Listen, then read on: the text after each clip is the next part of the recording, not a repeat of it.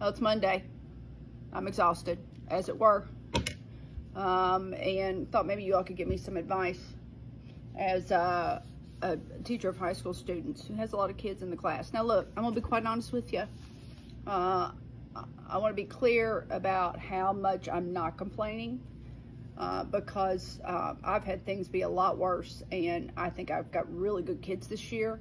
They are willing to learn, but I do want to tell you some things that I find to be funny is the F word I'm going to use right now, because when anyone thinks of managing children, probably high schoolers, I cannot stress enough to you about how you have to model nearly everything. In fact, sometimes, right, I worry that somebody might forget to breathe. Okay, so today in class, all day I taught government, and today in class,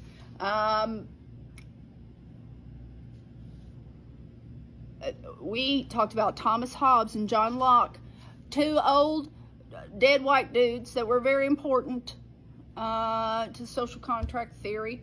Don't worry about that. It's nothing. Look, we all know talking about dead white dudes can be quite boring. We get it, right? But when understanding how our country came about and the ideas that brought them here, we have to remember these dudes. Okay, I digress. But here's the point. Knowing that this can be potentially boring, I create a reading front and back, chunked it up into topics. One on Thomas Hobbes, one on John Locke. Okay. I then, even though I was never taught this since I was a social teacher, my first job was to teach kids how to read and write. Never knew that would be the case, right, when I was in college. But that is indeed what I'm doing. It's literacy, literacy, literacy. And so I'm telling these kids, like, here's what's going to happen. I'm not going to go ahead and give you your activity because you won't read. So what we're going to do, okay, I'm going to give you each a highlighter. And what we're going to do is we are going to practice reading and highlighting things that are going to be important.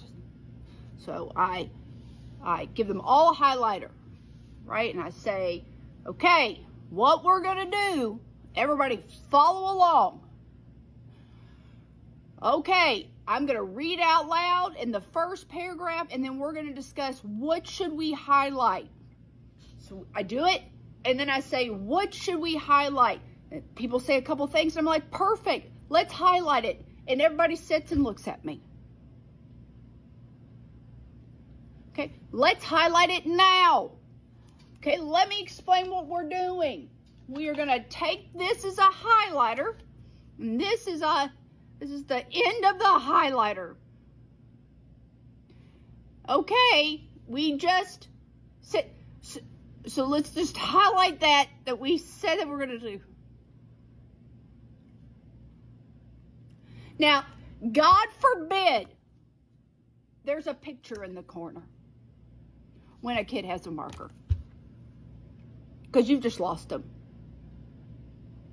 So we go through proper how to annotate. Here, you got to take this off. The cap goes with this because this is going to have to go back on it, right? We highlight. I set them loose and say to them, okay, now we're going to sit here and read and highlight independently. I'm going to know how far you progressed because I'm going to be able to see where you've highlighted.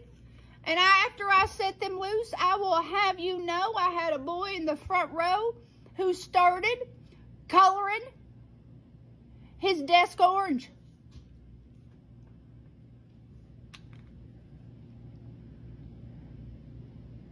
Not the paper, just the desk, just coloring it orange.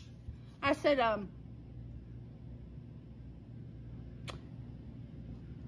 hey, do you think that I don't know, in high school as 15-year-olds, that's not your desk. It's also not your highlighter. Do you think that maybe we could, I don't know, not color desk? He said, I wasn't coloring at the desk. Now, when I stress to you, if I had $1 for every time I had to redirect how to use said highlighter, I would have approximately $17 today. It's real simple. And so we can't, this is,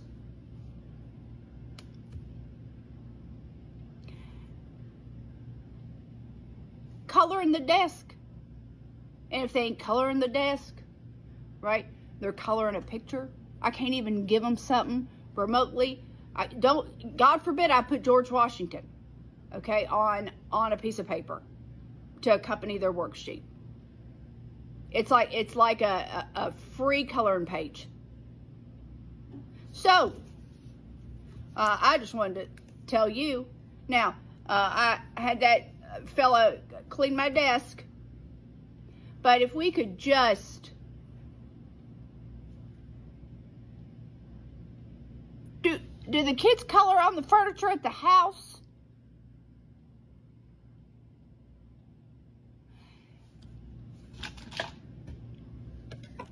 Listen, I'm getting out of here.